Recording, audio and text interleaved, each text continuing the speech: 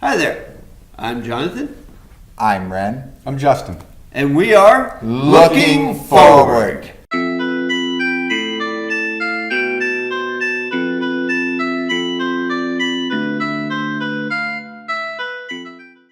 In our first episode, Reynolds talked about iterative artificial intelligence. In our second one, it was artificial learning enhancement. This one is virtual economies. That sounds a little bit easier to grasp a hold of the words. So, what are virtual economies? The introduction to this topic was a little long, so what follows is a summary of Reynolds' explanation. You can click anywhere on the screen to hear the full version, which I highly suggest. To summarize, early economies were sharing economies. We moved from this to economies where we use things like shells, beads, stones, as well as gold, silver, and gems. As economies advanced, we started making coins. Eventually, people started banking, where they gave someone gold or silver and got a note that said they were owed gold or silver. People then started exchanging the notes because paper is lighter than metal. Eventually, gold and silver were removed, leaving the paper note. This is called floating currency, and it's been done in every major currency except the British pound. Then we moved to electronic banking, which uses the same notes we just talked about, but transfers them digitally. This has become so popular that, between direct deposit, electronic bill paying, and credit cards, some people don't use paper money anymore. Modern currencies are still backed by the credit and laws of their home countries, even in digital forms, and even when the country doesn't issue them directly. Now, newer virtual currencies are arising, like Bitcoin, which are purely electronic and are not backed by any government. These virtual currencies are the focus of this discussion. Does this have large-scale applicability? Yes. I have absolutely no question that in 80 years, 90 years, maybe even only 40 or 50 years, real money will have ceased to exist. Look at the decline of the use of checks just since ATMs and online payments came about. Paper money, paper folding money that we all carry in our pocket is going to follow that. What about cryptocurrencies, like Bitcoin and others? I believe cryptocurrencies will survive, but I don't think they'll ever exceed being a niche. That doesn't mean they won't. But I think these new things that some corporations are experimenting with that are like cryptocurrencies but have greater viability and absolute numbers and other things are more likely to replace currency. Can you talk a little more about that? What are these? These are the things that I'm referring to as the corporations deciding, and it's only a few at this point that have decided, okay, we're going to trade. I can't think of any of the names. I've read a couple articles on them, but widgets. We're going to give you widgets instead of money for these particular services. And the other corporations have agreed. Well, eventually, widgets are going to spread. This will not be the first time there were private currencies, even in this country. Mm-hmm. There were bank-issued private currencies in the early 1800s. So, yeah, it's not living memory, but it's not ridiculous either. So, therefore, I think private currencies, through these corporations, particularly the major transnationals, deciding we're going to trade widgets, are going to make a comeback. There are a number of reasons for that. Number one, as long as what you are getting has value with other persons with whom you deal. In other words, as long as it is a viable currency for you, it doesn't matter what it's called. If you can purchase the things your corporation needs with the stuff his corporation gives you in exchange for a product that he can use, and it isn't called dollars, and I'll give you one of the reasons it's going to at least temporarily have a decent run, you have to pay taxes on that. it has no real world value.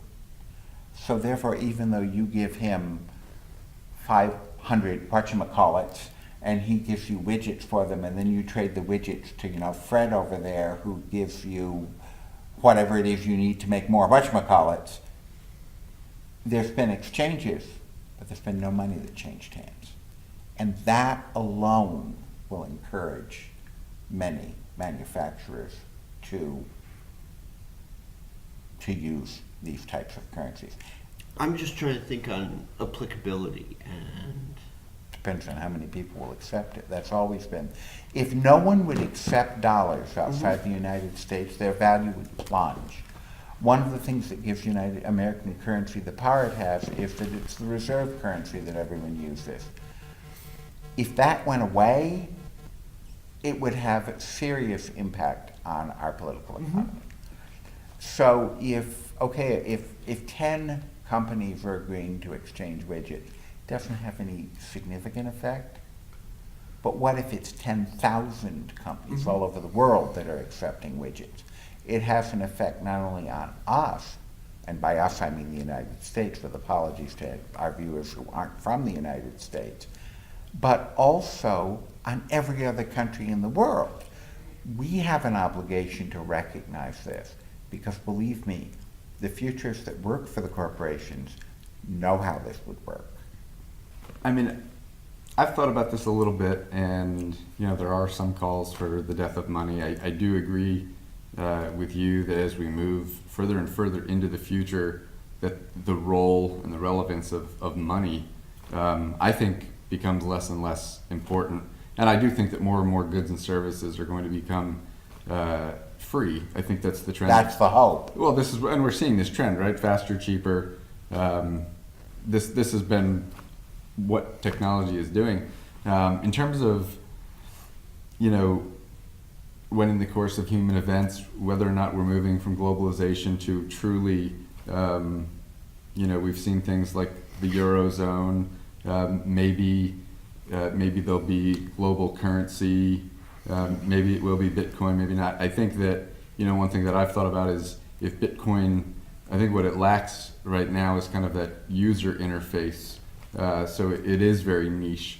But if it does have some kind of real, tangible, I guess we wait and see. Oh yeah, of course. I do think, though, that Bitcoin specifically, Bitcoin was, or appears to be, very heavily libertarian based and very deliberately designed as a cryptocurrency in ways that make it impossible to be broadly used. They would have to revive a lot of stuff. such as? Well, for one thing, the idea was that that there would only be, I don't remember the number, but So X, I think it's a few million. yeah, X number of Bitcoins. That was Finite it. value. But the reality is that the counterfeiting methods are impossible to tell from the originals.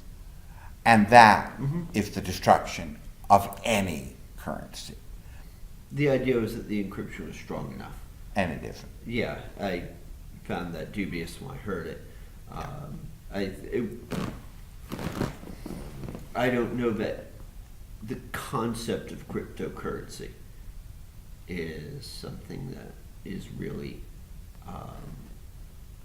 long-term viable simply because of forgery. Even once we have quantum computers, which people say you won't be able to decrypt. Right.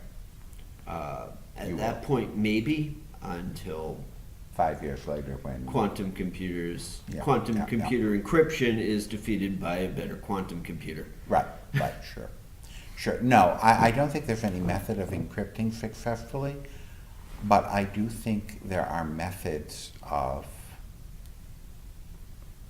and it would need an enforcement mechanism, but there are methods of, I think, creating currency where forgeries would be detectable, and encryption isn't the method that will do that. Dollars in their electronic form. are they as susceptible No. to forgery? It certainly What doesn't prevents appear. it? It certainly does not appear that they are. Mm-hmm. What we have seen with virtual currency in the sense of dollars and pounds that I'm aware of are thefts, electronic thefts of amounts of those currencies that were then reflected in the real world. So you weren't creating new electronic currency.